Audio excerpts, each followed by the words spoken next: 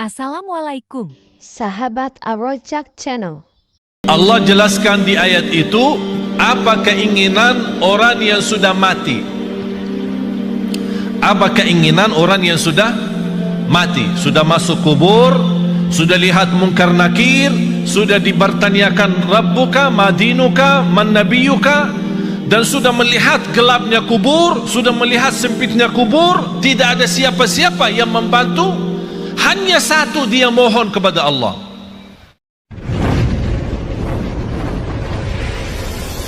Bismillahirrahmanirrahim. Saya masih ingat 2008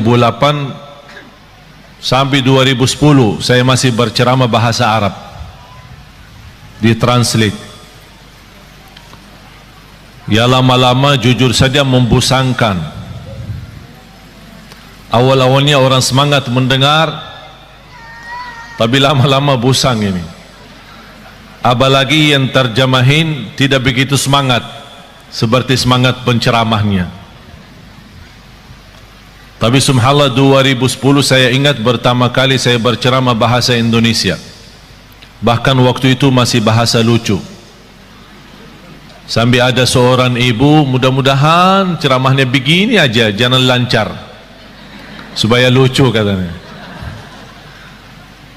Tapi subhanallah sedikit demi sedikit, saya tidak pernah ambil kursus bahasa Indonesia atau belajar bahasa Indonesia. Tapi saya selalu berdoa, ya Allah berikan kepada saya kemudahan bahasa yang bisa difahami. Faham enggak? Alhamdulillah. Kalau lancar tidak faham ya susah juga kan? Walaupun tidak lancar tapi anda faham, dan inti daripada dakwah adalah memahami apa yang kita sampaikan dan bahkan mengamalkan. Karena inti ilmu bermanfaat, manfaatnya adalah diikuti dengan amalun salih. Tak ada arti kalau bapa ibu datang jauh-jauh sampai ke tempat ini belajar ilmu tapi pulang tidak ada penambahan amal. Ada nambahan ilmu tapi tidak ada tambahan amal. Padahal Allah Subhanahu wa taala menjaminkan kita bisa selamat dari kecelakaan dan kerugian itu dengan iman kita dan amalun salih. Sebagaimana firman Allah Subhanahu wa taala di suratul Asr, dan saya yakin Bapak Ibu semua hafal. A'udzu billahi minasy syaithanir rajim. Bismillahirrahmanirrahim. Wal 'asr. Innal insana lafi khusr. إلا الذين آمنوا وعملوا الصالحات وتواصوا بالحق وتواصوا بالصبر.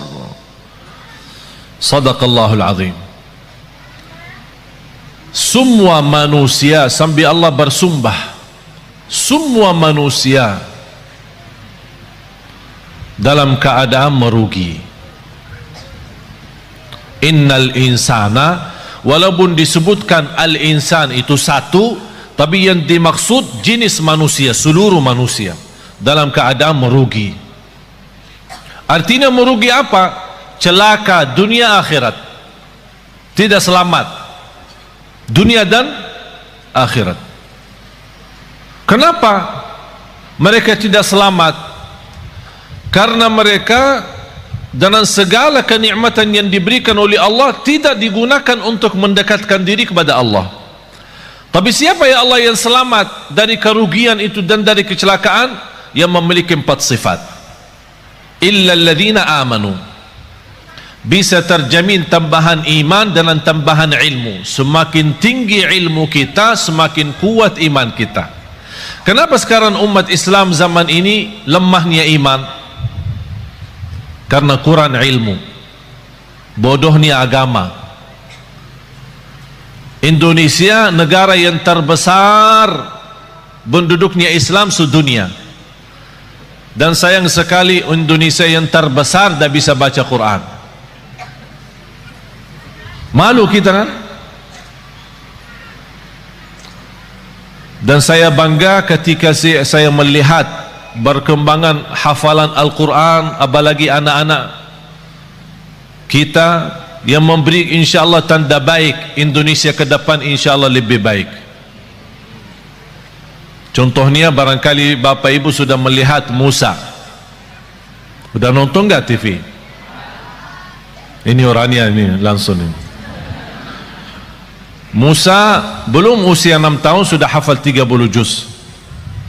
Sudah hafal, bukan khatam ya. Soalnya bahasa Jawa hafal sama khatam beda. Saya pertama kali datang ke Jawa, saya dengar orang mengenalkan anaknya, "Oh, anak saya sudah khatam." Wih Allah, saya senang, subhanallah. Umurnya segini sudah khatam. Masya Allah, 30 juz ya. Oh ya, kayaknya Ustaz salah faham ya. Bukan hafal, khatam. Iman khatam beda ya? Beda di sini. Katanya kalau khatam seumur hidup satu kali udah luar biasa. Fantas ada acara keselamatan. Kalau kita di Madinah bilang khatam berarti sudah hafal, sudah tamat dan boleh jadi imam. Dan budaya itu mohon dirubah. Kok bangga karena seumur hidup satu kali khatam? Na'udzubillahi min zalik. Paling malas, kata ulama, itu paling malas bagi umat Islam itu sudah tidak ada kemauan khatam Al-Quran. Paling malas kalau sudah 40 hari lewat dia tidak khatam Al-Quran, dianggap orang itu imannya tidak sempurna. Coba bayangkan, kita bertahun-tahun anak kita tidak bosan main game. Bahkan kita sebagai orang tua berkenan membebaskan anak kita, punya iPad, punya HP, punya PlayStation, PS, semua sudah disediakan. Habis mereka waktunya untuk main saja. Habis sudah mereka sudah usia, sudah semakin besar, baru datang bapak dan ibu, tolong Syekh, apa? Doakan Syekh. Oh kenapa? Anak saya susah salat. Mana anakmu umur berapa? Sudah 30 tahun Syekh. Ya karena kita sudah biasakan mereka sejak kecil tidak memberikan perhatian kepada salatnya, tidak memberikan perhatian kepada Qur'annya. Jangan harap anak itu bisa tumbuh dengan kesalihannya. Punya kewajiban orang tua, punya kewajiban yang begitu berat. Saya tidak minta harus anda membina anaknya sampai harus hafal 30 juz, tapi harus komitmen, harus disiplin. Setiap hari kita berduduk sama anak kita walaupun satu ayat, supaya dia tertanam mencintai Al-Quran dan mencintai masjid. Kita hanya hafal. Berintahkan anakmu 7 tahun, berintahkan anakmu salat. Kalau sudah 10 tahun tidak mau salat, mukullah dia supaya bisa salat. Semestinya sebelum kita berintahkan, ini berintah kalau sudah 7 tahun. Maksudnya Rasul apa? Sebelum memerintahkan, biasakan dia dulu supaya terbiasa. Artinya apa? Sejak dia kecil, masih di bawah 7 tahun, kita boleh membiasakan dia untuk bisa salat, untuk bisa membaca Al-Quran. Sampai kalau sudah 7 tahun, kita tidak punya, sebelumnya tidak punya kewajiban untuk memaksa atau memerintahkan. Tapi kalau sudah 7 tahun, baru mulai tugas baru adalah memerintahkan.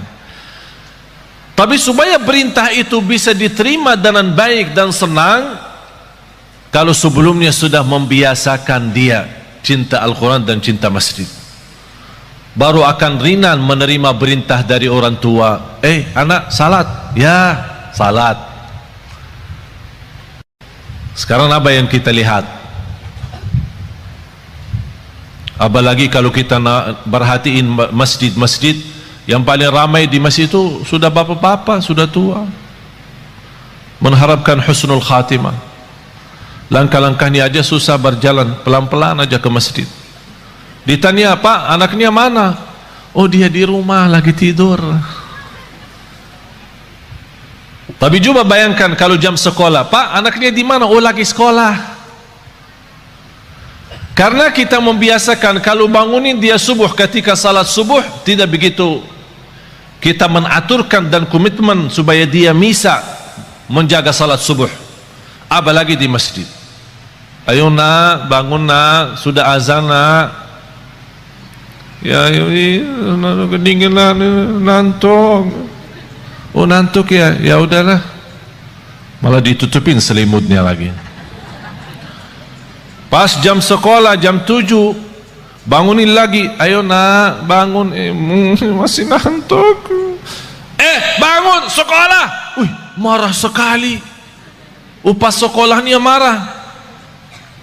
Kalau benar-benar kita cinta dan sayang anak kita, ingat firman Allah Subhanahu wa taala, ya ayyuhalladzina amanu qu anfusakum wa ahlikum nara. Kita sebagai orang tua punya kewajiban berjuang untuk melamatkan anak kita dari neraka jahanam. Bukan sekolah yang bagus. Apa artinya sekolah tinggi, kuliah yang terbagus, bahkan bisa keluar negeri, tapi na'udzubillah di akhirat masuk neraka? Apa itu berjuangan?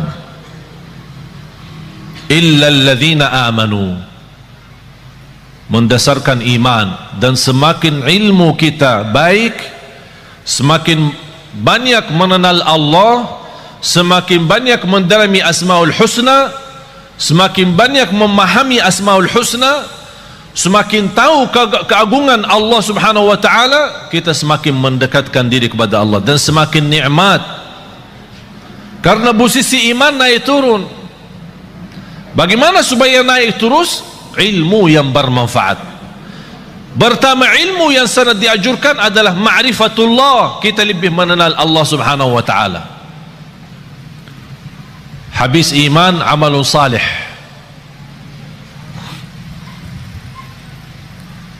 Dan amal salih itu kalau tambah iman tidak ada arti. Bapak Ibu, amalun salih tambah iman tidak ada arti. Ada enggak orang kafir dermawan? Ada. Terus masuk surga? Kenapa? Dia baik, dermawan, suka bantu yatim, padahal dia non muslim. Bantu yatim, bantu, bahkan bisa salurkan uang bangun masjid. Tapi amalan itu tidak ada arti amal salih dan kebaikan karena tambah iman, tidak ada iman. Tapi karena Allah adil, tidak ada balasan baginya di akhirat, tapi tetap karena adilnya Allah, Allah balas kebaikannya di dunia. Biarpun dia orang kafir, dia berbuat baik, Allah balas kebaikannya. Sehat, sukses usahanya, lancar. Dan adil Allah SWT. Tapi bagi orang beriman, Allah berikan 2 kali, di dunia dan di akhirat. Itulah kelebihannya iman. Oleh karena itu kalau kita membaca Al-Quran, selalu amal salih terlibat dengan iman. Amanu wa amilu, amanu wa amilu. Kalau tidak ada iman, tidak ada arti amal salih. Dan amal itu harus salih. Bukan semua amal. Ada orang mewakafkan tanpa jualan minuman keras lillahi ta'ala. Amal kan? Saya nawaitu beramal. Oleh karena itu tidak boleh dinamakan amal jariyah, tapi dinamakan sedekah jariyah.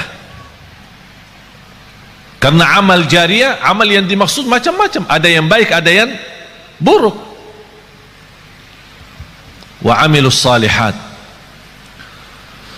Bapak Ibu, di antara amal salih yang sangat berguna bagi kita hidup maupun mati adalah sedekah. Terjamin berkah harta karena sedekah. Semakin banyak harta kita, Semakin sedekah banyak, semakin berkah. Istilah berkah bukan artinya harta kita banyak. Walaupun harta kita sedikit, tapi karena sudah di dalamnya ada kata berkah, harta yang sedikit itu sangat berguna untuk kebutuhan kita. Ada orang kaya raya, saya kenal tapi stres. Kaya raya, punya pesawat pribadi, rumahnya di mana-mana. Pas ketemu sama saya, pas isi acara di rumahnya, habis mulai tamu keluar, dia ajak saya ke dalam. Saya mau ngobrol sama saya. Pas begitu masuk, ada kantor pribadi beliau di dalam rumahnya. Begitu tutup pintu, malah dia peluk saya dan menangis. Pak, kenapa menangis? Takut. Apaan takut? Takut kehilangan harta itu. Takut miskin, takut sakit, takut celaka. Hartanya bisa sampai 7 turunan belum tentu habis, triliunan, tapi takut. Oleh karena itu Bapak Ibu, hidup sederhana apa adanya jauh lebih nikmat daripada berlebih-lebihan. Oleh karena itu, orang yang salih, salah satu tanda kesalihannya, harta yang dia sedekahkan jauh lebih banyak daripada yang dia simpan. Tapi dasar itu bisa menjadi ringan, sedekah lebih banyak daripada yang kita simpan adalah iman yang kuat. Tapi kalau imannya lemah, mana bisa? Saat bersedekah aja dia hitung-hitungan. Kalau diajak rame kumpulin sedekahnya, dia buka dompetnya, ada isinya 1.000, 10.000, ada 100.000. Yang keluarinnya mana? Tidak apa-apa, jujur saja, tidak apa-apa. Katanya walaupun sedikit tapi ikhlas. Salah tuh. Itu dulu, masa dulu. Sekarang rubah perkataannya, lebih baik banyak tapi ikhlas daripada sedikit tidak ikhlas. Harus banyak. Bapak Ibu, saya ceritakan sesuatu tapi bukan, insyaallah bukan riya. Seumur hidup saya sampai titik ini, saya tidak pernah zakat mal. Heran ya, kok bingung Ustaz tidak zakat sih? Kita diajurkan suruh zakat, kok Ustaz tidak zakat? Seumur hidup sampai titik ini saya tidak pernah mengeluarkan zakat setiap tahun. Kenapa? Karena saya tidak suka simpan duit. Kalau tidak ada duit, bagaimana ada zakat? Ada zakat kalau ada nisab kan? Ada nisab, ada haul. Kalau tidak ada nisabnya, mana boleh zakat? Dan aku heran terhadap seorang yang Allah berikan kelebihan rezeki, tapi saat dia berzakat dan sedekah itu, sepertinya merasa takut kembali miskin. Wallahi, hidup miskin di dunia lebih baik daripada hidup miskin di akhirat. Kenapa? Karena hidup miskin di dunia seberapa lama pun tetap namanya sebentar. Tapi kalau di akhirat, kaya selama-lamanya atau miskin selama-lamanya, tidak ada batas. Oleh karena itu bahagia seorang yang saat dia bersedekah, dia sudah ingat, saya lagi isi tabungan akhirat saya, supaya nanti kalau saya hadap Allah hari kiamat, rekening akhirat saya masih banyak. Subhanallah, luar biasa. Oleh karena itu sedekah termasuk salah satu amalan yang sangat berguna bagi orang yang hidup maupun mati. Sampai ada sahabat, ya Rasulullah, ibu saya meninggal, apa yang harus saya bisa berikan kepada ibu yang berguna, padahal ibu saya sudah meninggal. Kata Rasulullah, bersedekah. Bahkan Bapak Ibu tolong simpan surah Al-Munafiqun, surah 63 ayat 10. Surah 63, tolong simpan ya, ingat ya, jangan lupa. Surah 63 ayat 10. Allah jelaskan di ayat itu apa keinginan orang yang sudah mati. Apa keinginan orang yang sudah mati, sudah masuk kubur, sudah lihat munkar nakir, sudah dibertanyakan Rabbuka, Madinuka, Man Nabiyuka, dan sudah melihat gelapnya kubur, sudah melihat sempitnya kubur, tidak ada siapa-siapa yang membantu, hanya satu dia mohon kepada Allah. وَأَنْفِقُوا مِمَّا رَزَقْنَاكُمْ مِنْ قَبْلِ أَنْ يَأْتِيَ أَحَدَكُمُ الْمَوْتُ فيقول رب لولا أخرتني إلى أجل قريب فأصدق وأكن من الصالحين.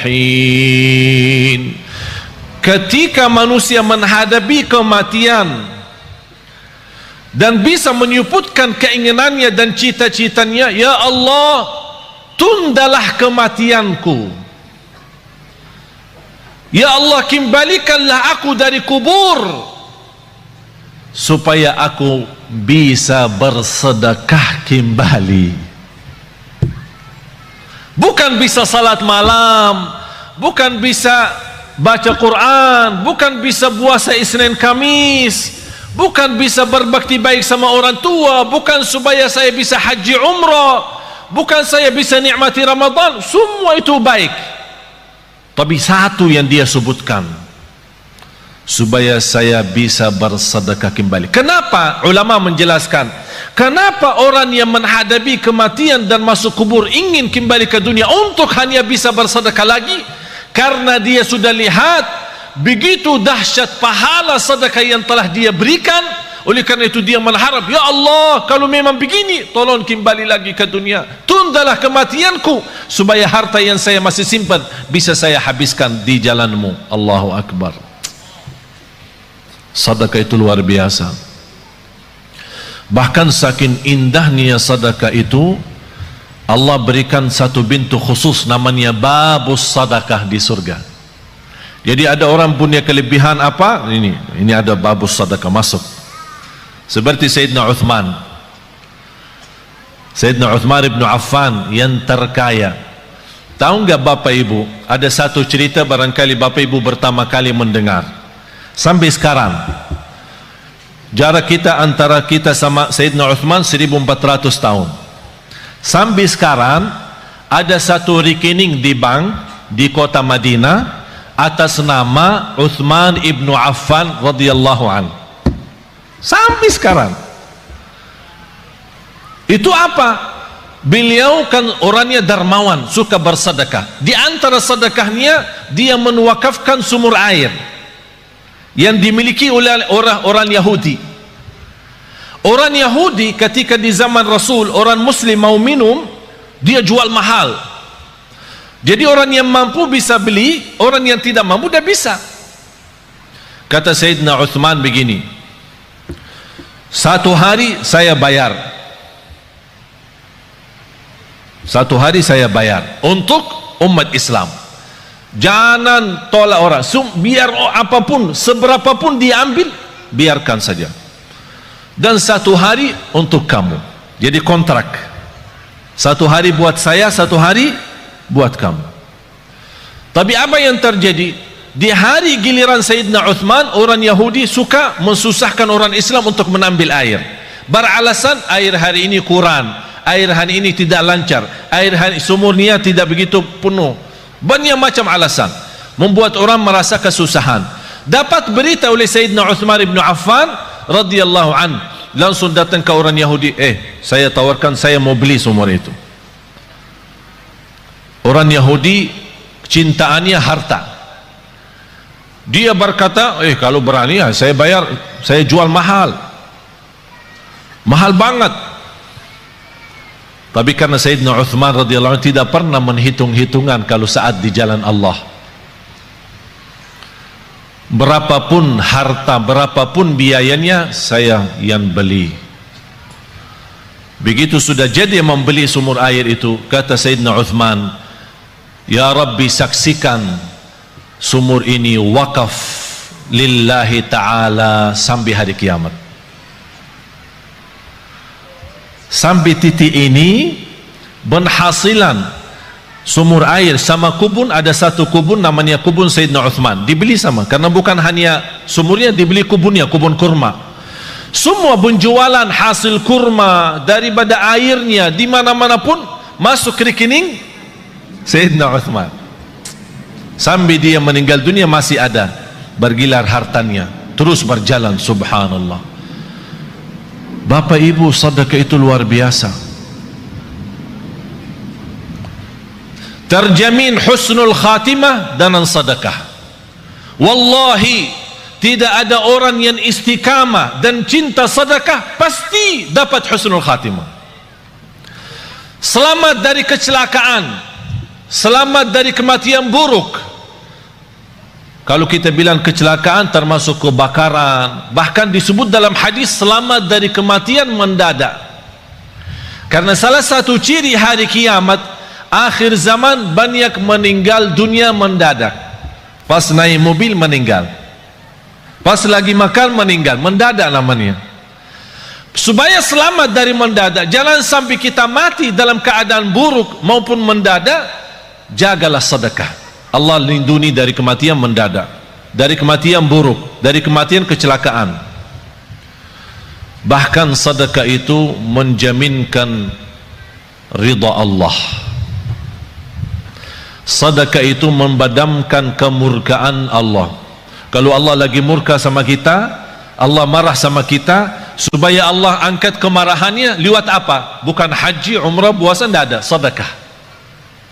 Terjamin terhapus dosa kita lewati sedekah. Semua yang saya sebutkan ada lebih daripada 100 manfaat daripada sedekah.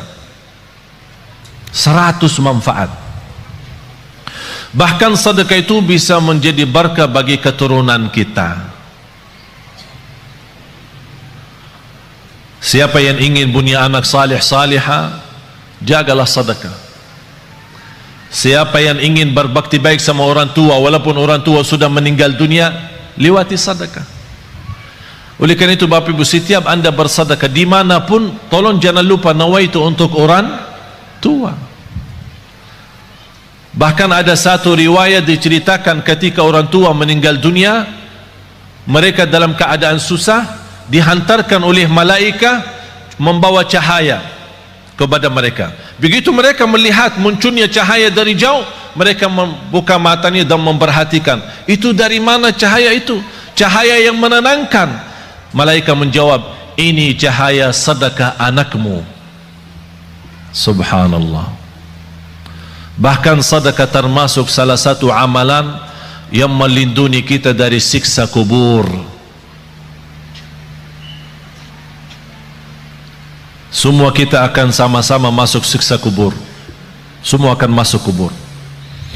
Rumah kita yang baru, tahu nggak rumah yang baru? Belum ya? Belum pernah ke sana ya? Belum. Biasa kalau kita mau beli rumah, kita biasa survei kan? Survei, senang beli, tidak senang cari yang lain kan? Kuburnya rumah kita yang baru. Sudah disurvei belum? Survei. Harus tahu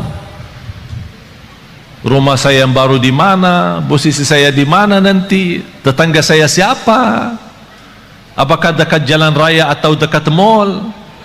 Tahu, harus tahu kuburnya di mana.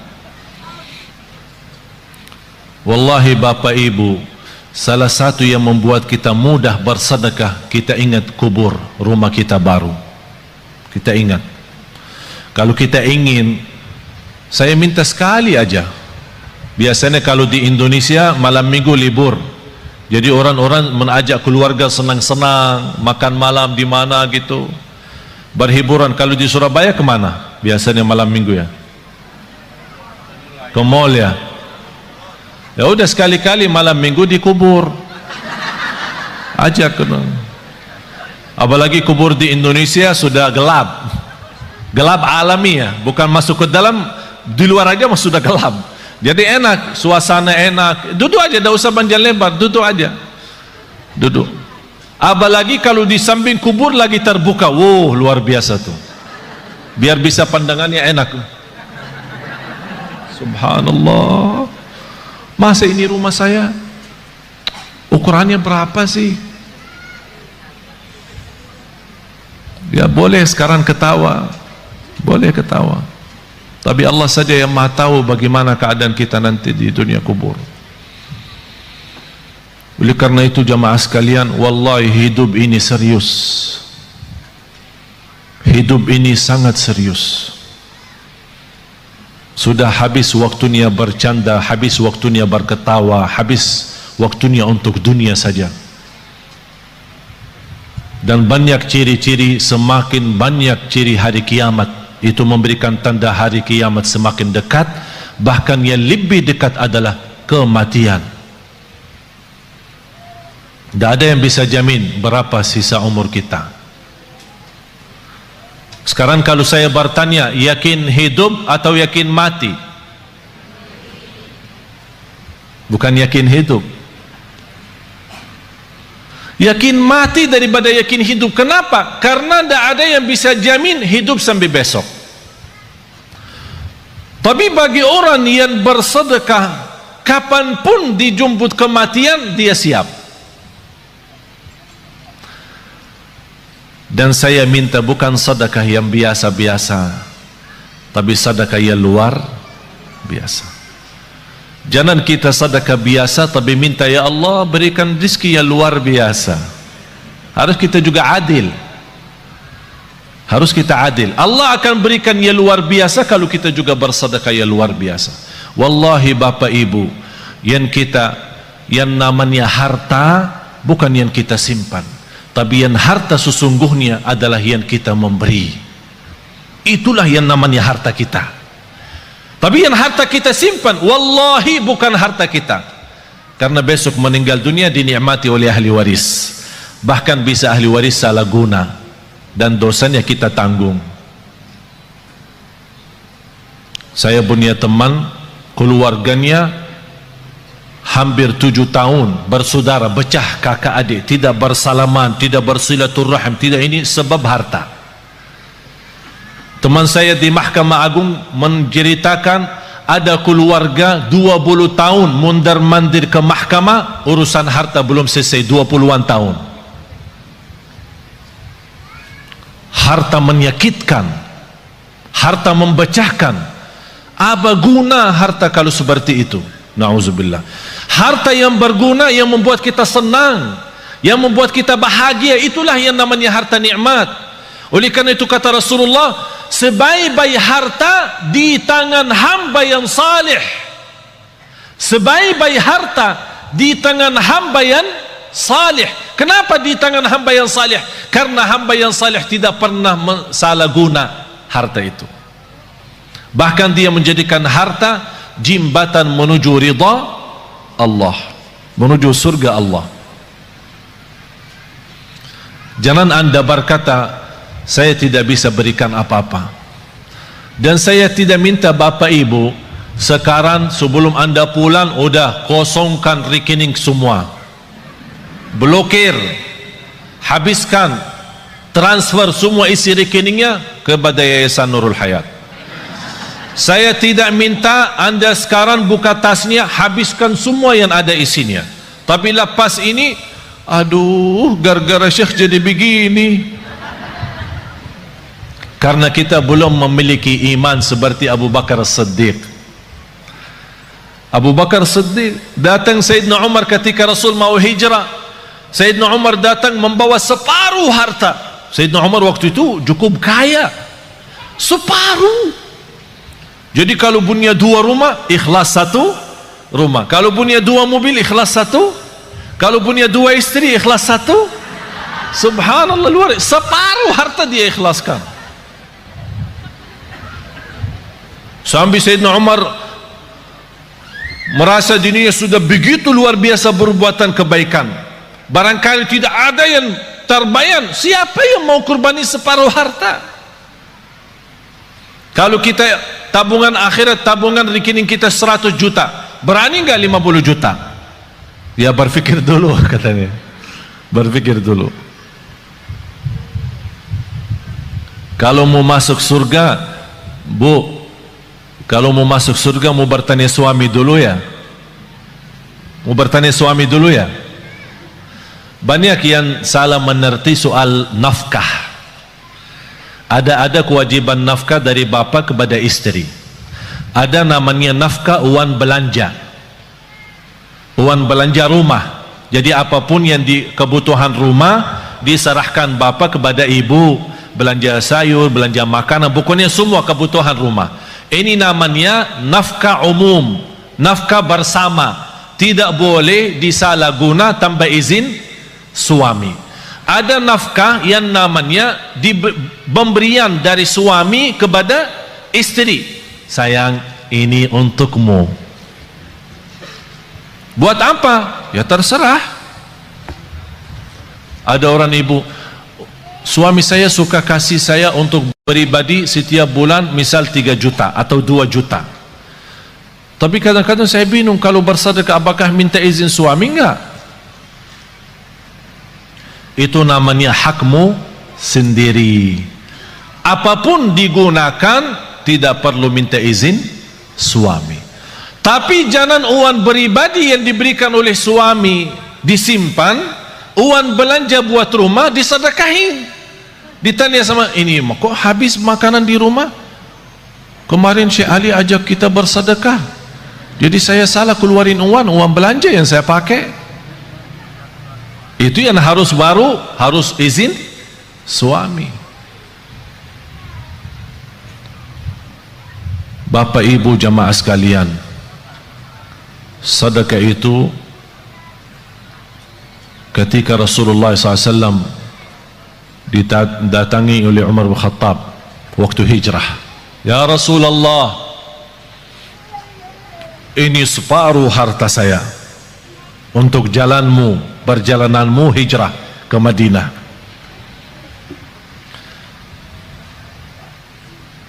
Rasulullah bertanya, apa yang kamu sisakan untuk keluargamu? Alhamdulillah masih tersisa separuh. Datang Sayyidina Abu Bakar, dilihat sama Sayyidina Umar, berapa sih mau diberi sama Abu Bakar? Aku aja sudah separuh. Tidak terbayang apa yang akan diberi oleh Sayyidina Abu Bakar. Ya Rasulullah, ini hartaku. Apaan ini? Ini hartaku semuanya. Apa yang kamu tinggalkan untuk keluargamu? Allah. Saya tinggalkan Allah. Sayyidina Umar berkata, saya tidak akan berani lagi lawan Sayyidina Abu Bakar. Tidak bisa lagi. Gimana Sayyidina Abu Bakar istimewa sendiri. Tapi bapak ibu jangan coba-coba ya. Datang ke Yayasan Nurul Hayat, ini harta saya semua, terus buat keluarga saya tinggalin Allah. Gila loh, dianggap gila. Tidak wajar. Tapi yang saya minta bapak ibu, boleh anda bersedekah, tapi tolong sekali-kali kita tunjukkan sedekah yang terbaik. Segala sesuatu kalau berlebihan ujung-ujungnya tidak baik selain sedekah. Walaupun berlebihan tak ada rugi. Wallahi terjamin barakah, rizkinya terjamin lancar, bahkan membuat hati kita tenang karena kita hidup apa adanya.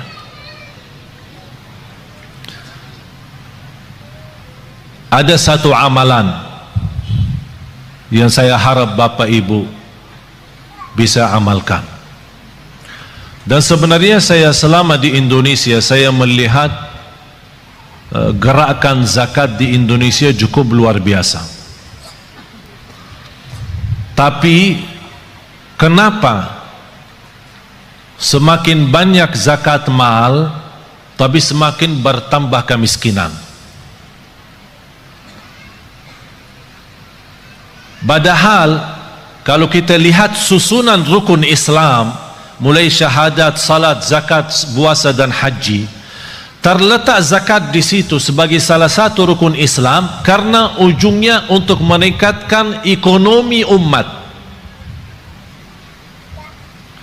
Tapi karena kita salah gunakan zakat, salah membagi zakat, menjadi akhirnya yang menerima zakat tetap menjadi tukang minta. Seperti beberapa waktu lalu di bulan puasa terjadi di Surabaya, membagi zakat 5.000. Sampai di kampung itu gesa-gesa orang, ada yang terinjak, ada yang terluka karena katanya zakat beroran 5.000. Ada di satu daerah 20.000. Ini bukan namanya zakat. Dan bukan begitu ajaran Islam untuk menjalankan zakat. Saya pernah diajak sama orang kaya kepada salah satu pesantren. Dia bawa uang banyak. Bayanan saya, dia musarahkan kepada pesantren untuk kebinaan. Pas begitu sampai di sana, dia minta anak-anak santri dikumpulkan. Semuanya antri satu persatu dan dia kasih mereka 50 beroran. Habis itu dia minta sama, ya Syekh tolong ikut bantu bagi. Tidak mau saya bagi, karena bapak itu salah menjalankan zakat seperti ini. Zakat itu lebih baik kita membina seorang, 2 orang, 3 orang, tapi bina total sejak dia kecil sampai besar. Dia anak yatim sampai dia tamat sekolah, bahkan kuliah sampai dia bisa mandiri sendiri. Itulah namanya zakat yang bisa membuat orang lain bisa hidup mandiri, bahkan besok dia bisa memberi zakat daripada menerima zakat lagi. Kalau kita kenal keluarga miskin, kita bisa memberikan modal bisnis dengan kontrol. Kita buat program dan kita tetap kontrol mereka supaya tidak salah guna modal itu. Insya Allah yang pertama menerima modal dari zakat, besok dia sukses dan maju usahanya, dia akan memberikan zakat. Sampai datang satu waktu seperti Sayyidina Umar ibn Abdul Aziz, orang bawa zakat, wahai Amirul Mukminin, kami punya uang zakat tapi tak ada yang terima. Ternyata karena semua penduduk di zaman Umar bin Abdul Aziz adalah memberi zakat, tak ada yang menerima lagi. Kenapa? Karena zakat saat itu betul-betul untuk membina, bukan hanya sebatas bagi. Oleh karena itu saya harap termasuk Yayasan Nurul Hayat tolong difikirkan bagaimana cara orang-orang yang kita lihat dia baik, salih, salihah, tapi dibutuhkan pimpinan, dibina mereka supaya mereka bisa berusaha sendiri, berbisnis sendiri, apapun yang mereka mampu, apa itu dalam jahitannya, apakah itu dalam masakan makanan, apa itu, apa saja kemampuan mereka, kita bisa support mereka dalam modal zakat. Nanti dari situ awal-awalnya bisa 1 tahun 2 tahun dia tetap menerima, tapi besoknya insya Allah terjamin dia akan memberi. Akhirnya lama-lama semakin sedikit berkurang menerima, semakin banyak bertambah memberi. Akhirnya di situ tambah kekayaan umat dan terlihat ekonomi umat Islam semakin membaik. Itulah inti daripada zakat. Oleh karena itu jamaah sekalian, kalau anda punya uang untuk zakat, jangan dipecahkan. Misal zakat mal 5 juta, jangan kasih anak yatim 50. Bina 1 anak yatim, bina 2 anak yatim, dan dibantu insyaAllah sama Yayasan Nurul Hayat. Kira-kira dibutuhkan pembiayaan bertahun, sekolahannya, kesehatannya, pakaiannya, semua segala, belajarannya, pendidikannya, apa yang dibutuhkan seorang anak di usia gini sampai 1 tahun, dihitungkan kira-kira biayanya berapa. Alhamdulillah terhitung kira-kira dalam 1 tahun 3 juta. Berarti uang zakat kita 6 juta bisa membina dua orang. Akhirnya mereka ini sudah dicukupi dengan segala sesuatu, tidak butuh apa-apa. Sampai dia besar, mandiri, tidak menjadi tukang minta. Tapi kalau kita beri 50, 20, dia merasa tidak cukup untuk hidupnya, akhirnya dia terpaksa lari meminta sama orang lain untuk menutupi kebutuhannya. Itulah tersebar anak-anak kita selalu menjadi tukang minta, bukan menjadi berguna bagi negeri ini.